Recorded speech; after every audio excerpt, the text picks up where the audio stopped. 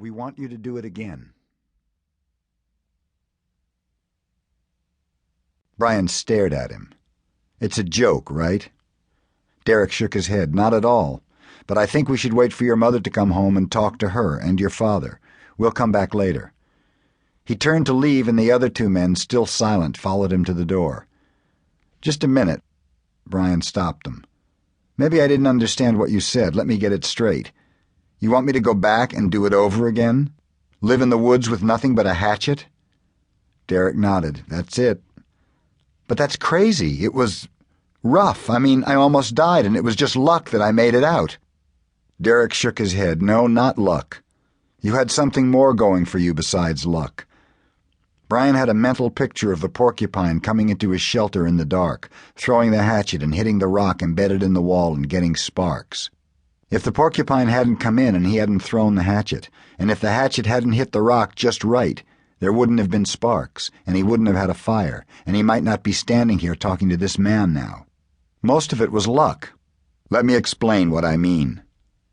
Brian waited. We teach what you did, or we try to. But the truth is we have never done it, and we don't know anybody who has ever done it. Not for real. He shrugged his shoulders, moving under the jacket. Oh, we do silly little tests, you know, where we go out and pretend to survive, but nobody in our field has ever had to do it, where everything is on the line. He looked directly at Brian. Like you. The one named Bill Mannerly stepped forward. We want you to teach us. Not from a book, not from pamphlets or training films, but really teach us what it's like, so we can teach others more accurately. Brian smiled. He couldn't help it. You mean take a class out and show them what I did? Derek held up his hands and shook his head. No, not like that. Nothing phony. We haven't worked it all out yet. But we thought one of us would go with you and stay out there with you, live the way you live, watch you, learn. Take notebooks and make notes. Write everything down.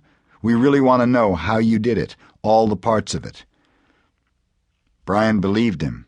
His voice was soft and sincere, and his eyes were honest, but still Brian shook his head. It wasn't like you think. It wasn't a camping trip. I lost weight, but more than that, I didn't come back the same. And he thought, I'm still not the same. I'll never be the same. He could not walk through a park without watching the trees for game.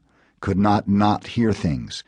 Sometimes he wanted not to see, not to hear everything around him. Noise, colors, movement, but he couldn't blank them out. He saw, heard, smelled everything. That's what we want to know, those things. Derek smiled. Look, don't say no yet. Let us come back and talk to your mother, explain it all, and then you can make a decision, all right? Brian nodded slowly. All right. Just to talk, right? Just to talk. The three men left, and Brian looked at the digital clock on the table in the entryway. It would be an hour before his mother got home. He had some studying to do. It was the end of May, and there were finals, but he decided to cook dinner. He loved to cook. It was one of the things that had changed about him from the time when he was in the woods. He thought of it as the time. Just that, the time. When he was speaking quietly to Deborah about it, he tried to tell her of it, all of it, including the moments when he tried to end himself. When he spoke to her about it, he always started it with just those words, the time. A year had passed, and in the world around him not much had changed. His mother still saw the man, though not as much, and Brian thought it might be passing, what they had between them. The divorce was still final and would probably remain so.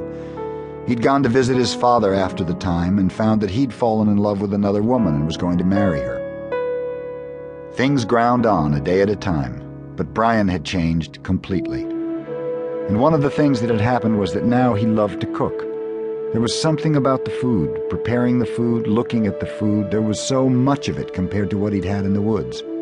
He enjoyed taking the food out, working with it and cooking it and serving it and eating it, chewing each bite, knowing the food, watching other people eat. Sometimes he would just sit and watch his mother eat what he had cooked, and once it bothered her so much that she looked up at him, a piece of sautéed beef on a fork halfway to her mouth.